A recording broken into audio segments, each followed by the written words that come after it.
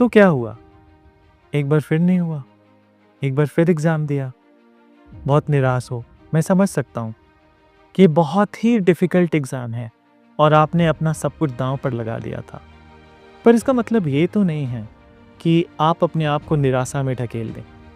आपको ये समझना होगा कि ज़िंदगी हर घड़ी एक परीक्षा है और इस पड़ाव से ऊपर आओगे तो फिर किसी घड़ी एक और परीक्षा होगी। तो अपने आप को मजबूत बनाना है, सुदृढ़ बनाना है और किसी भी ऐसी असफलता से अपने आप को छोटा नहीं समझना है और अपने आप को निराश नहीं करना है। घने हुए अंधेरों से उजागर होना है तुम्हें, इस ज़मीन पर रहकर आसमान छूना है तुम्हें। हमारी दुआएं आपके साथ हैं और आप ऐसे ही मेहनत करते रहें, खुश रहें। जीवन में सफलता तो ज़रूर ही, निश्चित ही है। मैं आपको एक उदाहरण देना चाहूँगा भगवान राम के जीवन से। शायद उन्होंने जितनी कठिनाइयाँ अपने जीवन में सही, शायद किसी ने भी नहीं सही होगी। फिर भी वो कभी किसी कठिनाई से विचलित नहीं हुए।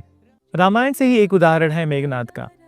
मेघनाद को इंद्रजीत भी कहा जाता है। संपूर्ण रामायण में मेघनाद ही एक ऐसे व्यक्ति थे जिन्होंने लक्ष्मण और भगवान राम को हराया और वो भी 2 बार हराया। मेघनाद ने अपनी मायावी शक्ति का प्रयोग किया, मेघनाद ने नागपाशिनी शक्ति का प्रयोग किया और मेघनाद ने प्राणघातिनी शक्ति का भी प्रयोग किया।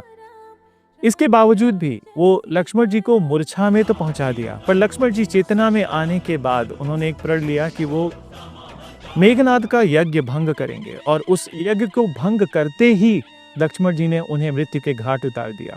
आपको ये समझना होगा कि हर घड़ी आप जीत नहीं रहे होते हो, पर उस जीत में भी आप मजबूत हो रहे होते हो और आप ये जान रहे होते हो कि आपने पिछली बार क्या किया जिसकी वजह से आपको शायद सफलता ना मिली।